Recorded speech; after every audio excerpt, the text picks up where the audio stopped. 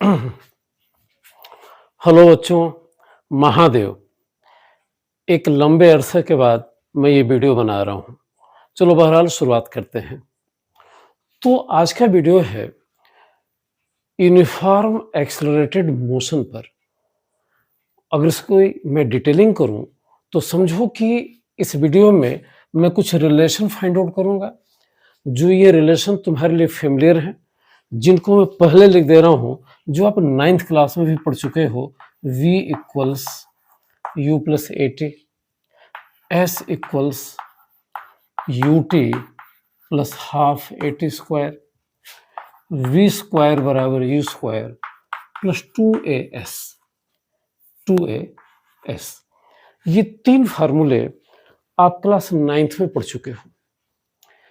अब हम इन्हीं का डेरिवेशन करेंगे और ये डेरिवेशन जो होगा ये कैलकुलस मेथड से किया जाएगा, लेकिन ये फार्मूले एक पर्टिकुलर केस के लिए एप्लीकेबल है। उस पर्टिकुलर केस को मैं लास्ट में डिस्कस करूंगा। पहले इनका जनरल फॉर्मेट क्या होगा हम इसे देखेंगे और तब उस जनरल फॉर्मेट के बेस पर कुछ कंडीशंस लेकर ये रिजल्ट आएगा। सारी बात मैं यहां से शुरू कर रहा हूं कि जब इन तीन फार्मूलों की बात कर रहा हूं तो मैं कई चीजें एज्यूम कर ले रहा हूं। नंबर 1 कि ऑब्जेक्ट स्ट्रेट लाइन में चल रहा है। ऑब्जेक्ट की जो ट्रेजेक्ट्री है वो सीधी लाइन है, चाहे यूं जाए चाहे उल्टा आए, but trajectory is straight line. Okay. और ऑब्जेक्ट का एक्सेलरेशन क्या है? कांस्टेंट है। ऑब्जेक्ट की वेलोसिटी यूनिफॉर्म रेट से चेंज हो रही है, मीन्स बढ़ रही है घट रही है, मीन्स उसका एक्सेलरेशन क्या है? कांस्टेंट है। तो एक्सेलरेशन कांस्टेंट है और ऑब्जेक्ट स्ट्रेट लाइन में चल रहा है।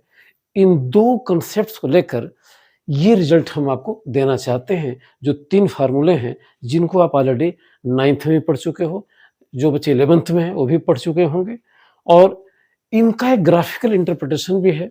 डेलिबरेटली मैं इनका ग्राफिकल इंटरप्रिटेशन नहीं लूंगा, वो क्वेश्चन के दौरान मैं उसको डिस्कस करूंगा। अभी फिलहाल मैं इनकी कैलकुलस अप्रोच को लेकर चल रहा हूं। तो चलो कुछ ऐसे शुरू करते हैं। इनको अगर एक निकनेम दिया जाए तो कहेंगे कि equations of uniform accelerated motion. लेकिन यहाँ भी एक दिक्कत हो जाएगी कि अगर एक्सेलरेशन यूनिफॉर्म है तो ट्रेजेक्ट्री भी, हालांकि हिडन है कि ट्रेजेक्ट्री स्ट्रेट लाइन ही होगी, लेकिन आपको मेंशन करना पड़ेगा कि उसकी ट्रेजेक्ट्री क्या है। तो मैं कई बार रिपीट कर चुका हूँ कि ट्रेजेक्ट्री स्ट्रेट लाइन है, एक्सेलरेशन कांस्टेंट है, ऑब्जेक्ट यूं जा रहा है यूं जा रहा है, स्ट्रेट लाइन में चल रहा है, और तभी तीन फार्मूलों को हम डिराइव करेंगे। बाद में आप देखोगे कि तीन फार्मूले ये जनरलाइज्ड होते हैं, ये सिर्फ स्ट्रेट लाइन मोशन के लिए एप्लीकेबल नहीं होते हैं, किसी भी तरह के 3 डायमेंशनल 2 डायमेंशनल मोशन के लिए ये फार्मूले अप्लाई किए जा सकते हैं। लेकिन ये उनका जनरल यूज है और ये आगे के टॉपिक्स पर क्लियर होगा। इस टॉपिक में, इस वीडियो में जानबूझकर डेलिबरेटली मैं सिर्फ इन तीन फार्मूलों के पर्टिकुलर अप्रोच को लेकर चल रहा हूँ, और अप्रोच क्या है कि ऑब्जेक्ट स्ट्रेट लाइन में चल रहा है और एक्सेलरेशन क्या है? कांस्टेंट है। चलो थोड़ा सा इसको हल्का से जनरलाइज करके तब और थोड़ा पर्टिकुलर करेंगे। मान लो ये ओरिजिन है, ये ओरिजिन है, रेफरेंस पॉइंट है, और इधर के डायरेक्शन को हमने प्लस लिया है, तो नेचुरल इधर के डायरेक्शन को हम माइनस लेंगे। सपोज करो कि किसी मोमेंट पर, वो मोमेंट कहीं भी हो सकता है, हमने यहां मान लिया किसी मोमेंट t1 पर, t इक्वल्स t1 पर ऑब्जेक्ट की पोजीशन ओरिजिन से s0 थी, ये s0 है, s0 थी, और उसकी वेलोसिटी जो थी u थी। t इक्वल्स t1 पर वेलोसिटी क्या थी? u थी। तो इस पॉइंट ए पर एक जनरल पॉइंट है, ऑब्जेक्ट मूव कर रहा है, ऑब्जेक्ट रुका होना जरूरी नहीं है, ऑब्जेक्ट मूव कर रहा है। ट्रेजेक्ट्री के पॉइंट ए को तुमने सेलेक्ट किया, उस टाइम को t1 कहा, और उस t1 टाइम पर तुमने देखा कि जो वेलोसिटी है वो u के इक्वल है। तो ये सिंबल है इनिशियल वेलोसिटी का। ऑब्जेक्ट का एक्सेलरेशन ए कांस्टेंट है, ऑब्जेक्ट समझो कि कांस्टेंट एक्सेलरेशन ए से चल रहा है और t2 स्टैंड पर t इक्वल्स t2 पर उसकी वेलोसिटी यहाँ चेंज होकर v हो जा रही है। तो यहाँ वेलोसिटी u है t1 टाइम पर और t2 टाइम पर उसकी वेलोसिटी v है। जब हम इन फार्मूलों को डिराइव करेंगे तो डेलिबरेटली हमने मान लिया कि v की डायरेक्शन u के डायरेक्शन और कुल मिलाकर एक्सेलरेशन की डायरेक्शन सेम है, a की दिशा है और पोजीशन भी उसी डायरेक्शन में है। तो यहाँ पर जानबूझकर अगर हम वेक्टर न भी लें तो काम चलेगा क्योंकि सबका साइन सेम है। तो इसको वेक्टर से रिप्रेजेंट करना हो तो रिप्रेजेंट करना चाहिए, लेकिन अगर यहाँ न भी करें तो काम चलेगा। तो हमने मान लिया कि t2 टाइम पर उसकी पोजीशन हो जा रही है s, उसकी पोजीशन हो जा रही है s। जरा फिर से देखो,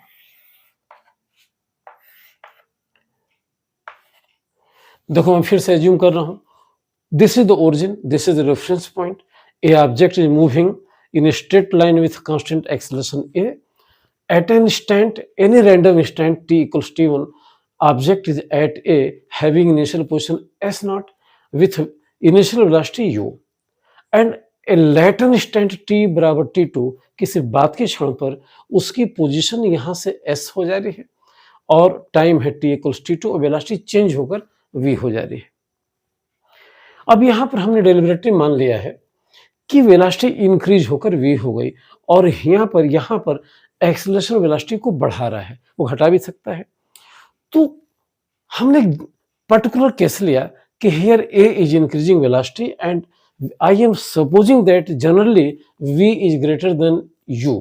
ऐसा उल्टा भी हो सकता है कि u बड़ा हो जाए, v छोटा हो जाए, एक्सेलरेशन मोशन के उल्टा लगे तो सारा साइन क्या हो जाएगा, चेंज हो जाएगा।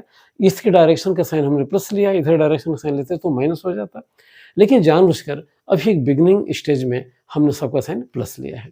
तो हम इन सभी के बीच में S naught, S, V, U initial velocity थी, वी बाद की वेलोसिटी थी, ये पॉइंट बी था, बी पर ऑब्जेक्ट यहाँ है। हम एक रिलेशन फाइंड आउट करना चाहते हैं और वही 3 परिचित फार्मूले हैं जो आप जानते हो।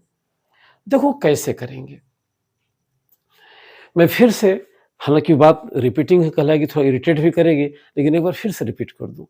देखो ऑब्जेक्ट स्ट्रेट लाइन में चल रहा है और उसका एक्सेलरेशन ए क्या है, कांस्टेंट है। किसी टाइम t बराबर t1 पर उसकी पोजीशन ओरिजिन से s0 थी और उसकी वेलोसिटी u थी। After time at another moment t2 जो बाद का मोमेंट है उसकी पोजीशन s हो जा रही है, वेलोसिटी चेंज होकर जनरली बढ़कर v हो जा रही है और उसकी पोजीशन s हो जा रही है जैसा मैंने बताया। ओके, सभी एक ही डायरेक्शन में है, इसलिए हमने कोई साइन कन्वेंशन नहीं रखा, सबको पॉजिटिव लिया, कोई एरो जानबूझकर नहीं लगाया। लेकिन ध्यान दो ये पोजीशन है, ये भी क्या है, पोजीशन है। अब ये इक्वेशन हम कैसे डिराइव करेंगे, तो देखो हम यहां से शुरू करेंगे कि हम जानते हैं कि a होता है dv by dt। a symbol है एक्सेलरेशन का, ये चेंज इन वेलोसिटी को टाइम से डिवाइड करने से मिलता है या v को t के रिस्पेक्ट में डिफरेंशिएट करने से मिलता है।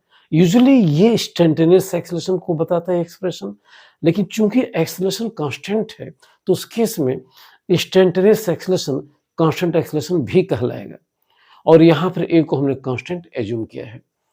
अब यहाँ से हम लिख सकते हैं dv इक्वल्स a dt, हमने क्रॉस मल्टीप्लाई किया, dv इक्वल्स a dt और हम यहाँ पर इंटीग्रेशन की हेल्प लेंगे और लिमिट लेंगे। यहाँ एक कांस्टेंट है और एक वेरिएबल dt से मल्टीप्लाइड है तो इसका इंटीग्रेशन नहीं होगा, इंटीग्रेशन ओनली टाइम का होगा, इंटीग्रेशन ओनली वेलोसिटी का होगा। अब देखो यहाँ पर हम टाइम लेंगे लिमिट के लिए और यहाँ पे वेलोसिटी लेंगे लिमिट के लिए। तो t1 टाइम पर वेलोसिटी u है, t2 टाइम पर वेलोसिटी v है। ओके, अब हमने क्या किया,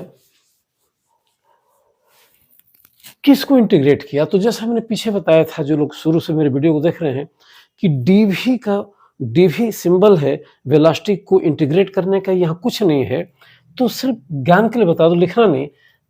ये dv लिखा हुआ है तो समझो कि 1 dv लिखा हुआ है। 1 का मतलब v नॉट टू पावर 0 लिखा हुआ है। जब इसको इंटीग्रेट करेंगे तो पावर 1 चलाएगा, मीन्स ये v चलाएगा। तो इसी को हम एक लेमन की भाषा में बोलते हैं कि इसका इंटीग्रेशन, इस एक्सप्रेशन का इंटीग्रेशन v के बराबर हो जाएगा। तो ये v हो गया। और उसके बाद से हम लिमिट लेते हैं। लोअर लिमिट को नीचे लिख दिया, अपर लिमिट को ऊपर लिख दिया।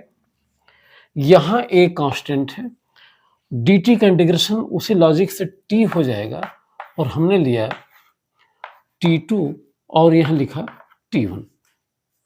ओके, अब देखो ये बड़ा सिंपल है। एक बार अपर लिमिट रखेंगे, एक बार लोअर लिमिट रखेंगे, उसके बाद से यहाँ a रखा, एक बार अपर लिमिट रखेंगे, एक बार लोअर लिमिट रखेंगे, बीच में माइनस लिखेंगे। ये सारी बातें जब मैं कैलकुलस बता रहा था तो मैंने एक्सप्लेन किया है, इसलिए मैं जल्दी से चल रहा हूँ। तो यहाँ पर बेटा v हो गया u plus a t2 minus t1। तो ये हमने एक रिलेशन फाइंड आउट किया इनिशियल वेलोसिटी का जो t1 टाइम पर थी, फाइनल वेलोसिटी का जो t2 टाइम पर थी, और जो उसकी एक्सेलरेशन यूनिफॉर्म था उसके बीच ये रिलेशन हो गया। इस रिलेशन को मैं ऊपर लिख दे रहा हूं क्योंकि इसे यूज हमें करना है। तो देखो बेटा, हमने लिख दिया v इक्वल्स, थोड़ा और यहां लिख दें, v equals u plus a t2 minus t1। This is equation 1। यहाँ एरो हो सकता था, यहाँ एरो हो सकता था, यहाँ एरो हो सकता था, डिलिबरेटली हमने नहीं लिया क्योंकि सबके डायरेक्शन सेम है। ओके, इक्वेशन के दूसरे मोशन के दूसरे इक्वेशन को हम कैसे लेंगे? तो देखो हम यहाँ एक्सप्रेशन लिखेंगे, v का एक्सप्रेशन, v होता है dx बाई dt। ये जनरल फार्मूला है वेलोसिटी का। पोजीशन को टाइम से डिफरेंशिएट किया, ये वेलोसिटी चली आई।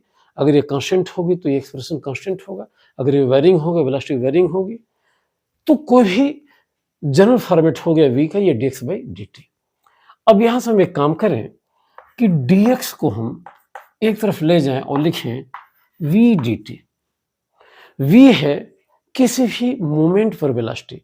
तो किसी भी मोमेंट वेलोसिटी जो कि बाद का मोमेंट है, शुरू का मोमेंट तो हमने एज्यूम कर लिया t1, किसी भी बात का ये मोमेंट, ये गिवन मोमेंट है, ये कोई भी बात का मोमेंट है, तो किसी भी बात के मोमेंट में वेलोसिटी क्या हो जा रही है? v हो जा रही है। तो हम चाहें तो v का एक्सप्रेशन इक्वेशन 1 से यहाँ राइट डाउन कर सकते हैं। तो हमने राइट डाउन किया तो ये मिला u plus a t2 minus t1, और हमने यहाँ लिख दिया dt, हमने लिख दिया dt, और ये हो गया x। अब यहां भी हम इंटीग्रेशन करेंगे। तो इंटीग्रेशन के लिए फिर मैं थोड़ा सा लिख दूं कि मैं लिख रहा हूं dx इक्वल्स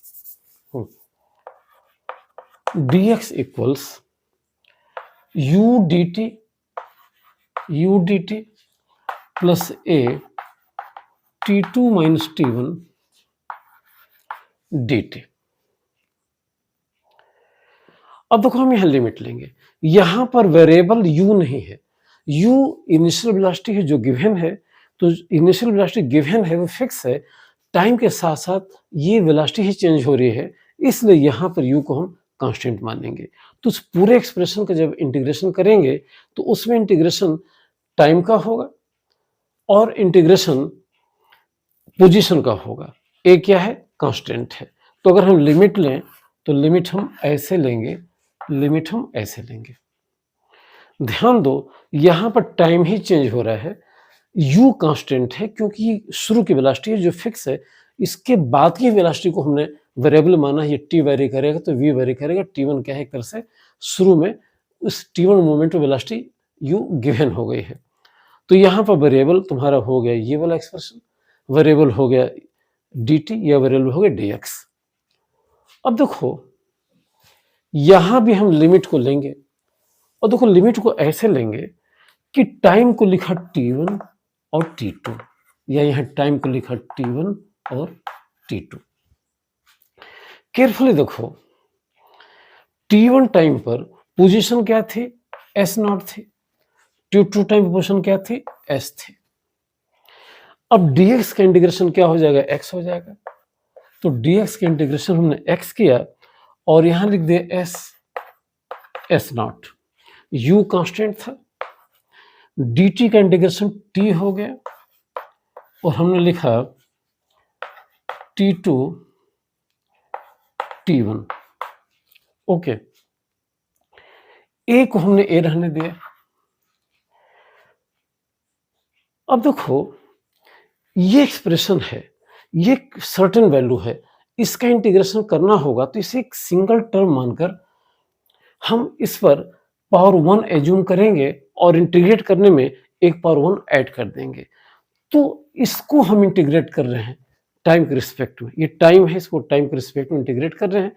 इसे एज ए सिंगल टर्म हमने यूज किया t2 माइनस t1। कितनी पावर है, एक है, इंटीग्रेट करेंगे तो एक पावर ऐड हो जाएगी, तो हो जाएगा t2 minus t1 whole square.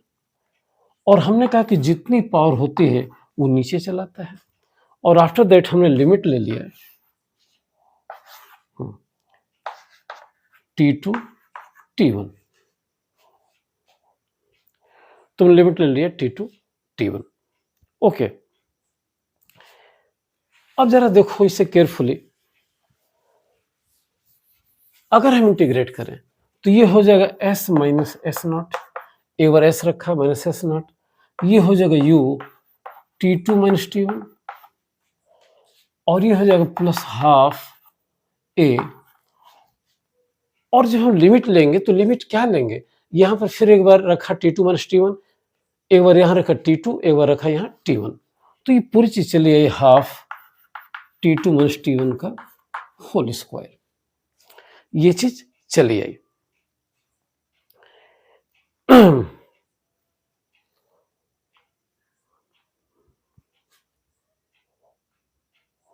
सी, देखो लॉजिक क्या है कि जब हमने यहां लिमिट लिया था तो एक इसको सिंगल टर्म माना था और पावर 1 ऐड करके इसे डिवाइड कर दिया था।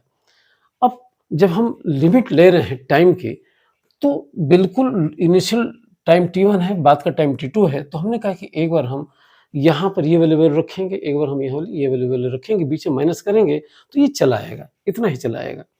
ओके, अब ये हो गया s equals S naught u t2 minus t1 plus half a t2 minus t1 whole square, this is equation 2। तो ये कोरिलेट कर रहा है initial position, final position, initial velocity और एक्सेलरेशन और टाइम इंटरवल के बीच के रिलेशन को। अब जरा केयरफुली देखो, इसको मैं यहां लिख दे रहा हूं, तो ये क्वेश्चन 2 हो गया, इसको हमने यहां लिख दिया, तो ये हो गया s equals S naught plus u t2 minus t1 plus half a t2 minus t1 whole square. Okay, this is equation number 2। अब इक्वेशन नंबर जहां 3 की बात है, तो फिर से हम एक्सेलरेशन को मैं राइट डाउन कर रहा हूं कि a होता है dv बाई dt। जैसा मैंने पीछे की वीडियो में बताया है कि आप चाहो तो यहाँ dx लिखो, यहाँ dx लिखो, कोई फर्क नहीं पड़ता है, लेकिन जब इस dx को इस dt के साथ लोगे तो v कहलाएगा, तो ये सीधे हो गया dx अपॉन dt, ये वाला dx ये dt लिया और यहाँ लिखा dv अपॉन dx, और ये हो जाएगा एक्सप्रेशन वेलोसिटी का। तो a का एक और फार्मूला हो गया, a equals this is v dv upon dx। Deliberately हम यहाँ पर a के इस एक्सप्रेशन का यूज करेंगे और थर्ड इक्वेशन को फाइंड आउट करेंगे।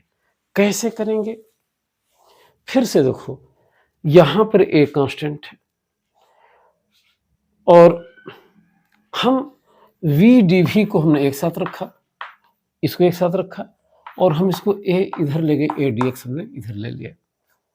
ओके, अब यहाँ एक कांस्टेंट है इंटीग्रेशन डीएक्स का होगा, इंटीग्रेशन वेलोसिटी का होगा। लिमिट लिया तो x1 position sorry s0 position पर वेलोसिटी u थी और s पोजीशन पर वेलोसिटी v थी। अब v को अगर इंटीग्रेट, v फार्मूला है जनरल वेलोसिटी का, इसको इंटीग्रेट किया तो हो जाएगा v²/2 और हम यहाँ लिमिट ले लेंगे v और u और यहाँ पर a लिखा dx का इंटीग्रेशन x हो गया और यहाँ लिख दिया s0। एक बार v के प्लेस v रखेंगे, एक बार u के प्लेस u रखेंगे तो सीधे हो जाएगा v² - v²/2 और ये हो गया a s - s0। थोड़ा सा नीचे लिखना ठीक नहीं लग रहा है, तो अगर हम इसको सिंप्लीफाई करें, अगर इतने को सिंप्लीफाई करें तो 2 इधर चला जाएगा तो सीधे हो जाएगा v² - u² equals to a s - s0। ये इक्वेशन 3 हो गया। तो ध्यान दो कि जब ऑब्जेक्ट कांस्टेंट एक्सेलरेशन से स्ट्रेट लाइन में चलेगा और उसकी इनिशियल पोजीशन s0 होगी, बाद की पोजीशन x होगी, t1 टाइम पे वेलोसिटी इसकी u होगी, t2 में वेलोसिटी इसकी v हो जाएगी, तो ये 3 रिलेशन आते हैं। यहां पर इन तीनों फार्मूलों में s0 क्या है, शुरू में यानी कि t1 मोमेंट पर ऑब्जेक्ट की ओरिजिन से इनिशियल पोजीशन है और s क्या है, बाद के मोमेंट में मींस t2 पर ऑब्जेक्ट की ओरिजिन से पोजीशन है, मींस ये फाइनल पोजीशन है। अब यही 3 फार्मूले उस फैमिलियर टर्म में हमको जानने हैं जो हम छोटी क्लासेज में पढ़ते चले आ रहे हैं। तो इन फार्मूलों के आधार पर पार्टिकुलर फार्मूले कैसे बनेंगे, तो हम ये मान लेते हैं कि एक्सेलरेशन कांस्टेंट है, ऑब्जेक्ट स्ट्रेट लाइन में चल रहा है और जब हमने देखा पहली बार, तो जब पहली बार देखा तो उस मोमेंट को जीरो बोलते हैं।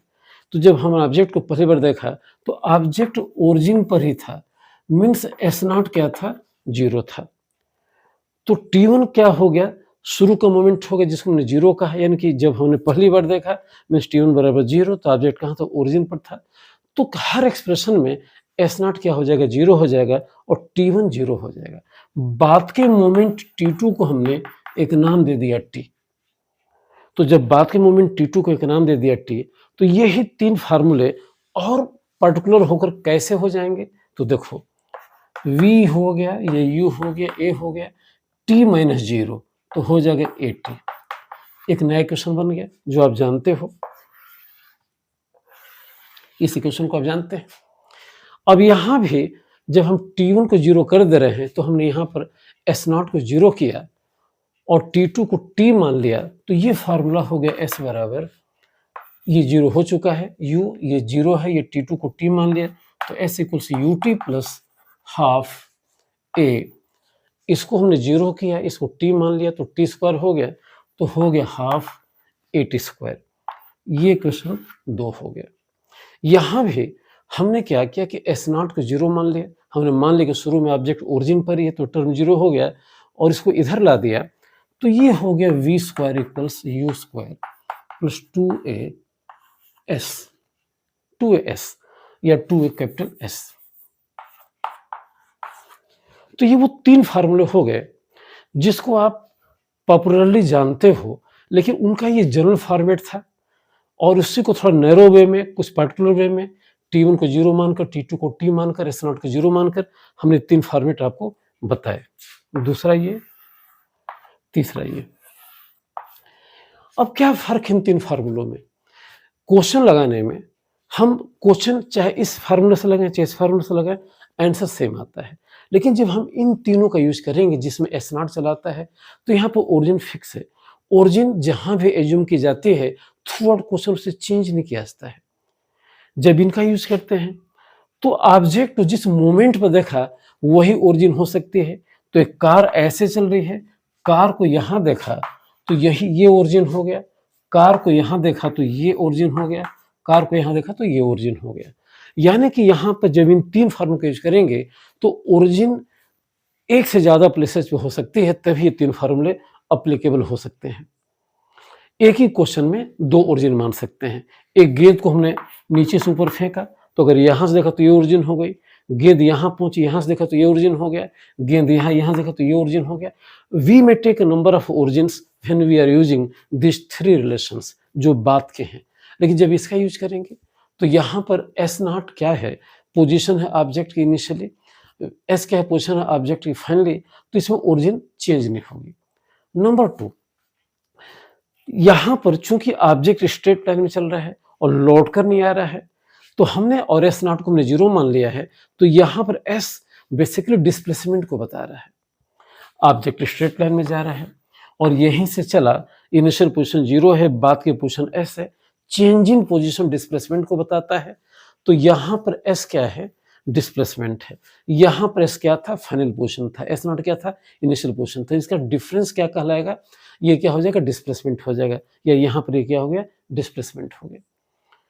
यहाँ पर कहीं भी ऐसा डिस्टेंस नहीं है, लेकिन क्वेश्चन लगाने में कुछ ऐसे केसेज आए कि अगर ऑब्जेक्ट स्ट्रेट लाइन में चले और उसका एक्सेलरेशन यूनिफॉर्म हो, लौट कर न आए, तो मैथमेटिकली ये जो डिस्प्लेसमेंट है ये डिस्टेंस के बराबर हो जाता है। लेकिन ध्यान दो, एस बेसिकली क्या है, डिस्प्लेसमेंट है। तो ये तमाम बातें, तमाम प्रॉस एंड कॉन्स, पक्ष विपक्ष, तमाम प्रीकंडीशंस के बारे में मैंने चर्चा किया, लेकिन ये तभी क्लियर होगा जब इनको एक्सप्लेन करने के लिए हम न्यूमेरिकल लेंगे। तो बेटा ये वीडियो थोड़ा यही मैं रुकता हूँ। अगले वीडियो में इन दोनों अप्रोचेस से कैसे क्वेश्चन को सॉल्व करेंगे, ये अप्रोच भी बेनिफिशियल है, आईटीओग्राम क्वेश्चन इससे ज़्यादा इजीली हो जाते हैं, ये अप्रोच भी बेनिफिशियल है। इन पर हम डिटेल बात करेंगे अगले वीडियो में।